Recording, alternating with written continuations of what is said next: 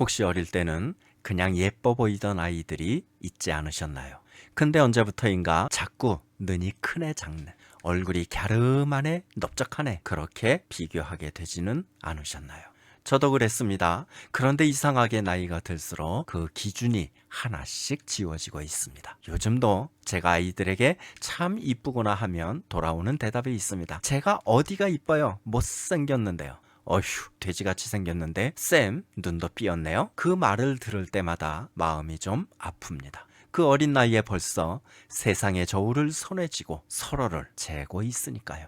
누가 가르쳐 준 것도 아닌데 비교하는 법은 이렇게나 빨리 배웁니다. 전도서 3장 11절은 이렇게 말합니다. 하나님이 모든 것을 지으시되 때를 따라 아름답게 하셨고 또 사람들에게는 영원을 사모하는 마음을 주셨느니라. 여기서 때를 따라, 이 말은 참 의미심장합니다. 봄꽃은 봄에 피어야 아름답습니다. 겨울나무는 잎을 다 떨궈야 아름답습니다. 만약 봄꽃이 겨울에 피면 그건 아름다움이 아니라 어긋남입니다. 사람도 마찬가지죠. 아이는 아이답게 어린 얼굴 그대로 이미 완성된 아름다움을 지니고 있습니다. 어른의 잣대로 재야 할 미완성품이 아닙니다. 전도서를 쓴 사람도 젊을 때는 그 저울을 들고 살았을 겁니다. 그런데 인생의 끝자락, 헛되고 헛된 것들을 다 지나본 뒤에야 그는 깨달았습니다. 하나님이 지으신 모든 것에는 처음부터 그 순간 그대로의 아름다움이 이미 심겨 있습니다.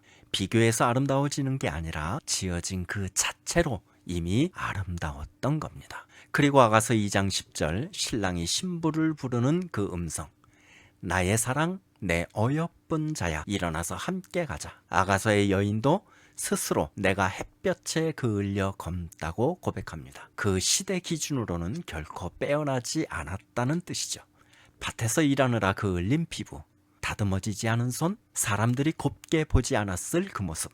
그런데도 신랑은 그 어떤 조건도 걸지 않습니다. 사랑하는 자의 눈에는 애초에 저울 자체가 존재하지 않는다는 아주 단호한 선언입니다. 돼지 같다고, 눈이 삐었다고, 못생겼다고. 그런데 그 아이도 누군가에게는 세상에 하나뿐인 귀한 자식입니다. 그렇다면 궁금해집니다. 아이들이 그렇게 쉽게 배운 그 저울을 하나님은 왜 한 번도 우리에게 들이대지 않으셨을까요?